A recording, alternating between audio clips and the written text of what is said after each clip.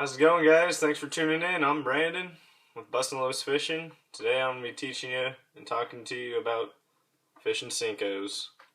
Alright, when fishing Senkos, to me, the brand really doesn't matter. Here I have a Gary Yamamoto 4-inch.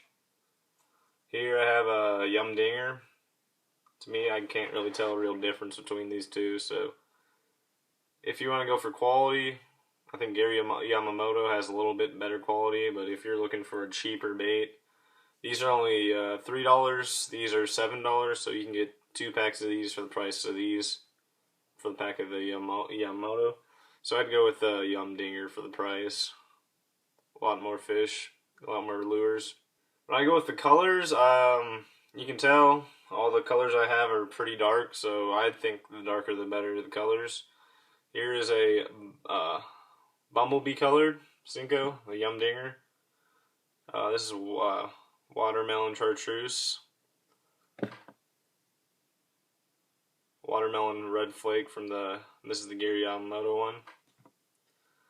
This is just black. I've learned black's killer. It's a great bait. This is South Carolina brown chartreuse tip worm. Works good. The chartreuse tip really helps. And this is a black flake Yum Dinger one. So I'd go with the darker colors. Alright, when it comes to what hook to use for Senkos, I prefer these little hooks right here. These are circle hooks they're just for wacky rigging. I'll get into that. It's just a little circle there. These, the Texas, this is for Texas rigging. It's just a little 3/0 wide gap hook. This is the same thing, basically without the weight. This is a jig head. This can be used for Ned rigging the Senko, or it can be sometimes used for wacky rigging. I don't recommend using weight for wacky rigs, but I'll show you how to rig them. Alright, when rigging a Senko wacky rig, I take the hook, try to get it near the middle, get it right through the middle of the little circles,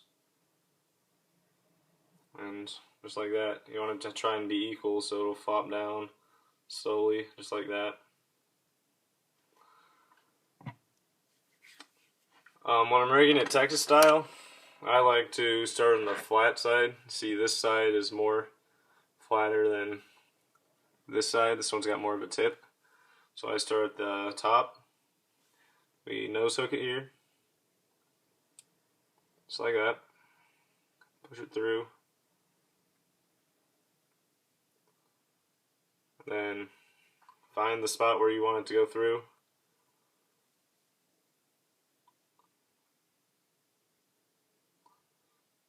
And you push it through like that. Then I like to nose hook it one more time. See how it's like that? I'll push it through. More weedless that way and catch a lot more fish. Alright, also if you're pinching pennies, a good way to save money is if your Senko breaks, you can use a kind of a Ned rig style fishing bait. So this is just a jig head here with half a little Senko at the end. You can just jig this for panfish or maybe even bass. Gets a nice little wiggle and has some great action. So that's another tip. So if you're gonna buy Senkos and you're down between the 5-inch or a 4-inch, I'd go with the bigger size because you can always cut down your Senkos. Alright, now how to fish the different Senkos, so wacky style.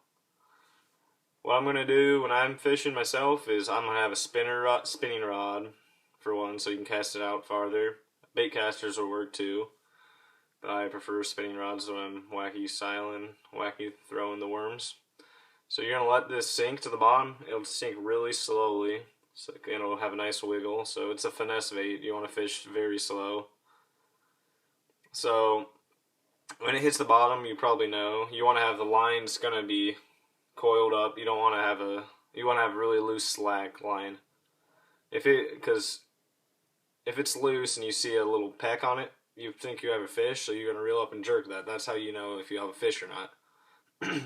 So when it's on the bottom for like, I'd leave it on the bottom for 10 seconds. Then after that, I'd bring it up, jerk it with my rod a bit, reel it in, then let it sink back down. Same thing, 10 seconds. No bites, bring it up to the top, reel it in, let it sink. Do that all the way back to the land or your boat or whatever you're fishing on. For Texas rig bass, Texas rig Senko, what I do is I cast the Senko out, let it sink, same deal. Then just bring it in, nice and slow. You can't do it slow enough. When fishing, it's good to have polarized sunglasses so you can see a little into the water and look at your line more closely to look for little pecks and movements in the line to sense that there's fish there. Gary Yamamoto said, I believe weightless is the most effective way to fish the Senko because the subtle horizontal fall action, and I agree with that.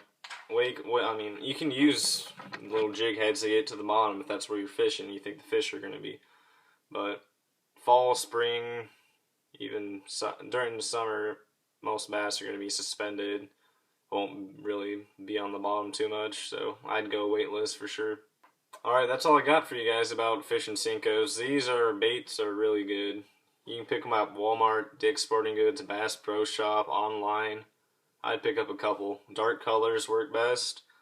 Wacky rig them. That's what I do best on, Texas rig. You can use them for drop shots even too if you get the little 3 or 4 inch Senkos. So go use some Senkos. Thanks for watching, guys. Don't forget to like, subscribe, comment, share the video. If you want to get some Andrew Fishing, Andrew Flair Outdoor t-shirts, I'll leave the link in the description. Got any questions, just leave them in the comments.